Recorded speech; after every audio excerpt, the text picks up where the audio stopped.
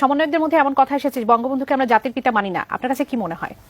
না, এটা যদি কেউ না মানে না মানতে পারে, আমার এটা নিয়ে কোনো বক্তব্য নেই। কিন্তু আমার বক্তব্যটা হলো কি, ওনারা যখন কথাটা বলেন, যখন মনে করেন আপনি 71, 72, 73, 74, 75 পর্যন্ত ওনারা যখন বিশ্লেষণ করেন, আমার মাঝে মাঝে আমার এটা আগ্রহ, জানার খুব আগ্রহ। আমি সার্জিসের কাছে এটা জানতে চাচ্ছি, ওনাদের সোর্সটা কি, ওনারা এটা কোথা থেকে জানেন। 72 তো সার্জিসের জন্ম হয় নাই, উনি তো তখন দেখেন না এক সময় কি হয়েছে। তো ওনারা জানেন কোত্থেকে? ওনারা জানেন ইতিহাস থেকে। ইতিহাসটা তো কোনো কোনো মানুষ লেখে। বাংলাদেশে এই মুহূর্তে 2-3 ধরনের ইতিহাস পাওয়া যায়, যার যার ন্যারেটিভ তার মতো করে তারা ব্যাখ্যা করেন। কিন্তু তো ওনারা তো কোনো কোনো বই পড়ে জেনেছেন, যে বইটা পড়েছেন ওই বইটা তো কোনো কোনো মানুষ লিখেছে।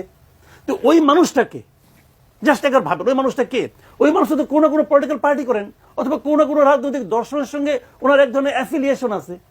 একবার ভাবুন জিনিসটা। তো এইভাবে আমার কাছে মনে হয়, আবার শেখ হাসিনার এগেনস্টে যারা ছিল, অন্য যারা পলিটিক্যাল, বিএনপিও স্বাধীনতা যুদ্ধের আলাদা একটা ন্যারেটিভ তৈরি করার চেষ্টা করেছে। জামাতে ইসলাম তারা স্বাধীনতা যুদ্ধের বিরোধিতা করেছে, কিন্তু তাদেরও কিন্তু আলাদা একটা ন্যারেটিভ আছে। আপনি জানেন, গোলাম আজমের একটা বই আছে, বইয়ের নাম হলো সোনার বাংলা। উনি সোনার বাংলা মানে বই লিখেছেন, যে লোকটাকে স্বাধীনতা যুদ্ধের বিরোধিতা করেছেন অফিসিয়ালি। তো এখন যার যার ন্যারেটিভ কিন্তু তার কাছে। এবং তাদের ক্ষমা চাওয়া প্রসঙ্গ যখন আসে, আমি ক্ষমা চাওয়া প্রসঙ্গে আমি আরো অনেক পরে যাচ্ছি, ওটা ওই প্রসঙ্গটা খুব একটা ইম্পর্টেন্ট না। কিন্তু আমার কথা হলো, যার যার ওনারা তো অস্বীকার করছেন যে সে সময় তাদের প্রমাণ দিতে হবে যে সে সময় তারা বাংলাদেশের মুক্তিযুদ্ধের বিরুদ্ধে ছিলেন বা স্বাধীনতার বিরুদ্ধে ছিলেন, সেটির প্রমাণ তাদের দিতে হবে। প্রমাণ দিবে? আমি তো নিজে ওই সময়ের পত্রিকা দেখেন আপনি, আমি ইতিহাস দেখি, আমি কারো লেখা ইতিহাস আমি দেখতে যাচ্ছি না। আপনি ওই সময়ের পত্রিকাগুলি দেখেন, গোলাম আজম সাহেব তার দলবল নিয়ে, আব্বাস আলী খান, গোলাম আজম এরা ইয়ের সঙ্গে, নিয়াজের সঙ্গে বসে মিটিং করতেছে, এবং মিটিং করে বলতেছে যে পাকিস্তানি বাহিনীকে সব ধরনের তারা সহযোগিতা করবে।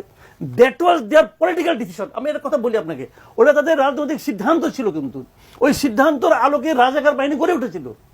সেটা আমি কিন্তু ওই ঝামেলায় যাচ্ছি না। আমার কথা হলো কি, যার যার সিদ্ধান্ত তখন তারা নিচ্ছেন, সময়ের প্রেক্ষিতে ওই সময় বুঝে নিয়েছেন। তারপরে কিন্তু আবার যার যার মতো করে পরিবর্তিত পরিস্থিতি, যখন পাকিস্তান থাকলো না, বাংলাদেশ হয়ে গেল, যার যার মতো করে এটা ব্যাখ্যা করেছেন। আমার এই ব্যাখ্যাগুলি নিয়ে কোনো সমস্যা নাই, যে যেভাবে ভাবতেই পারে, এই কোনটা নিয়ে আমার কোনো আপত্তি নাই। আমার প্রশ্নটা হলো যে, যখন আমরা বঙ্গবন্ধুকে বিচার করব, যখন আমরা শেখ মুজিবকে বিচার করব, শেখ মুজিব কিন্তু বঙ্গবন্ধু এটা কিন্তু হয়েছে স্বাধীনতার আগে। ওনাকে স্বাধীনতার আগেই এই খেতাবটা দেওয়া হয়েছে। আমি মনে করি বাংলাদেশের স্বাধীনতার মহানায়ক হলো শেখ মুজিবুর রহমান। ধন্যবাদ।